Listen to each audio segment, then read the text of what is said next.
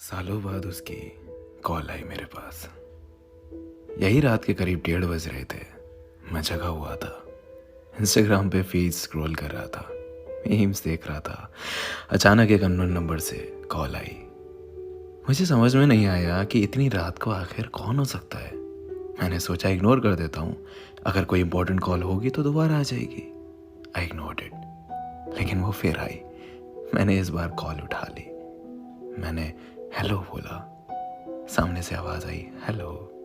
अचानक से पूरा मूड बदल गया मेरा, क्योंकि ये आवाज़ कुछ जानी पहचानी सी लग रही थी। ये आवाज़ सुनते ही आंखों के सामने अंधेरा छा गया।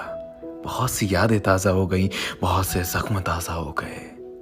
मेरी टूटी हुई आवाज़ में एक बार फिर हेलो निकला, और वहाँ से आवाज़ आई, डिस्टर्ब तो नहीं किया। मुझे रिप्लाई करते हुए भी घबराहट सी हो रही थी। हाँ बोलूँ ना बोलूँ कुछ समझ नहीं आ रहा था। मेरे मन में सवालों का भवंडर घूमने लगा कि आखिर क्यों आज ऐसे अचानक इतने सालों बाद मेरी याद आ गई।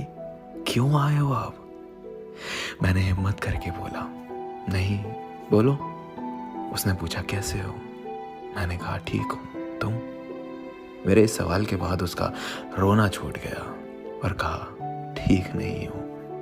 अब मैं और भी ज़्यादा कंफ्यूज हो गया कि ये हो क्या रहा है। आउट ऑफ नोवेयर इतने सालों बाद देर रात को कॉल आती है और रोना निकल गया।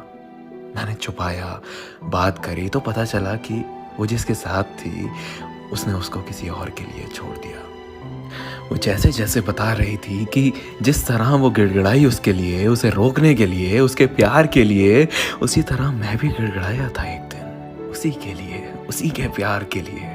और जिस तरह उस लड़के ने मुड़ के नहीं देखा इसे, उसी तरह इसने भी नहीं मुड़ के देखा था मुझे। मेरी आंखों में आंसू थे और चेहरे पे मुस्कुराहट की किसी के कर्मों की सज़ा उसे बखूबी मिली है।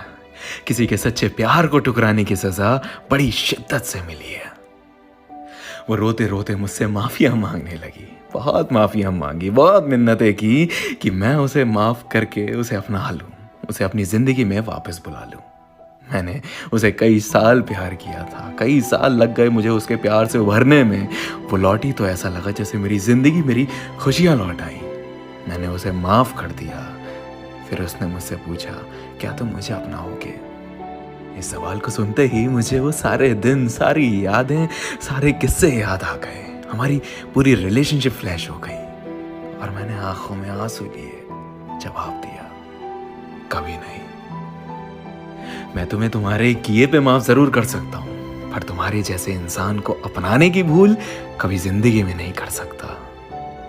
वो जख्म जो तुमने दिए, वो आंसू जो तुम्हारी याद में हर रात दिन महीने सालों तक बहाए, वो कैसे भूल जाऊं?